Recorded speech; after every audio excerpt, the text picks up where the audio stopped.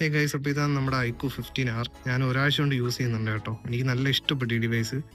ആകെ 2 നെഗറ്റീവ് തോന്നിയെന്ന് വെച്ചാൽ ഈ ഒരു അൾട്രാ വൈഡ് സെൻസറാണ്. 8 MB സെൻസർ മാത്രമേ ഉള്ളൂ. പിന്നെ നമ്മുടെ USB 2.0 ആണ് കൊടുത്തിട്ടുള്ളത്. അത് മാത്രമേ ഒരു നെഗറ്റീവായിട്ട് തോന്നിയുള്ളൂ. അല്ലാത്ത വൈസ് നല്ലൊരു ഫോണാണ് കേട്ടോ. കോമ്പാക്ട്നെസ് കയ്യിൽ കണ്ടോ, നല്ല രീതിയിൽ ഹോൾഡ് ചെയ്യാൻ പറ്റുന്നുണ്ട്. പിന്നെ വെയിറ്റ് നല്ല ബാലൻസ്ഡ് ആയിട്ടാണ് കൊടുത്തേക്കുന്നത്. പിന്നെ ക്യാമറയുടെ കാര്യം പറയുകയാണെങ്കിൽ എന്താ പറയുക, നോർമലി നല്ല രീതിയിലുള്ള ഫോട്ടോസ് എടുക്കാൻ പറ്റും. കാരണം മെയിൻ സെൻസർ 50 MB സെൻസറാണ്. അത് വെച്ചിട്ട് അത്യാവശ്യം നല്ല ക്വാളിറ്റി ഫോട്ടോസൊക്കെ തന്നെ കിട്ടുന്നുണ്ട് കേട്ടോ. പിന്നെ 2x വരെ നമുക്ക് ക്വാളിറ്റി ലോസ് ആവാതെ തന്നെ ഫോട്ടോസ് എടുക്കാൻ പറ്റും. അല്ലാതെ നമുക്ക് 20x സൂം ഉണ്ട്, അത് വലിയ കാര്യമില്ല. 2x വരെ കുഴപ്പമില്ലാതെ ഫോട്ടോസൊക്കെ എടുക്കാം കേട്ടോ. പിന്നെ പോർട്രേറ്റിൻ്റെ കാര്യം, ഇപ്പോൾ ലേറ്റസ്റ്റ് ഒരു അപ്ഡേറ്റ് വന്നതിൽ പോർട്രേറ്റും സെറ്റ് ആക്കിയിട്ടുണ്ട് അവർ. പോർട്രേറ്റ് എനിക്ക് നല്ല ഇഷ്ടപ്പെട്ടു. 50 mm വരെ നല്ല രീതിയിൽ എടുക്കാൻ പറ്റുന്നുണ്ട്. പിന്നെ അവരുടെ തന്നെ വിവോയുടെ കളർ ട്യൂണിങ് ഉള്ളതുകൊണ്ട് ഫോട്ടോസ് എല്ലാം നല്ല രീതിയിലുള്ള ഇത് കിട്ടുന്നുണ്ട്. പിന്നെ OIS ഉള്ളതുകൊണ്ട് നൈറ്റ് ഫോട്ടോഗ്രാഫിയും അത്യാവശ്യം സൂപ്പറാണ് കേട്ടോ. എനിവേ വീഡിയോയിലായാലും നമുക്ക് 4K 60 സപ്പോർട്ട് ഉണ്ട്, സ്റ്റെബിലൈസേഷനും ഉണ്ട്. ഫ്രണ്ടിലും ബാക്കിലുമായിട്ട് തന്നെ 4K 60 സപ്പോർട്ട് വരുന്നുണ്ട്.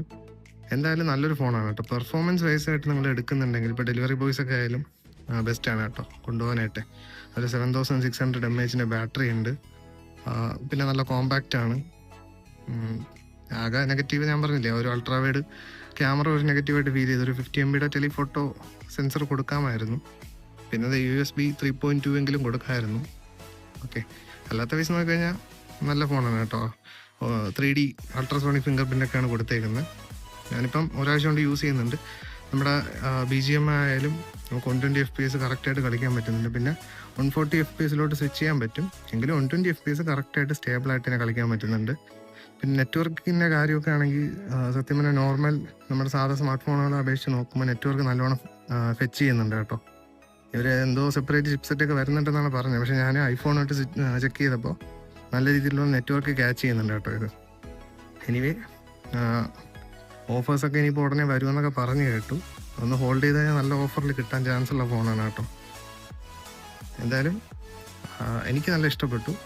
പർച്ചേസ് ചെയ്യുന്നവർ ഡിസ്ക്രിപ്ഷനിൽ ഞാൻ ലിങ്ക് കൊടുത്തേക്കാം, ഒന്ന് കയറി ചെക്കൗട്ട് ചെയ്തേക്കാം കേട്ടോ. എന്തായാലും ഒന്ന് ഹോൾഡ് ചെയ്യാനേ ഞാൻ പറയത്തുള്ളൂ, കാരണം ഓഫേഴ്സ് ഇനിയും വരും. ചിപ്സെറ്റിനൊക്കെ റേറ്റ് കൂടിയെന്ന് പറഞ്ഞാലും ഇതിന് ഓഫർ വരാൻ ചാൻസ് ഉണ്ട്, ഒരു 90% ചാൻസ് ഉണ്ട്. ഓക്കെ, അപ്പോൾ മാക്സിമം ഇപ്പോൾ എടുക്കാൻ നിൽക്കുന്നവർ എന്തായാലും ധൈര്യമായിട്ട് എടുത്തു, കാരണം ഈ ഒരു പ്രൈസിനായാലും നല്ല വർത്തായിട്ടുള്ള ഫോണാണ് കേട്ടോ. ഓക്കെ, അപ്പോൾ ഇൻഡെപ്ത് ആയിട്ടുള്ള റിവ്യൂ വേണമെങ്കിൽ ഒന്ന് കമൻറ്റ് ചെയ്തേക്കാം കേട്ടോ. മാക്സിമം ഞാൻ ചെയ്യാനായിട്ട് നോക്കാം. Okay, bye guys.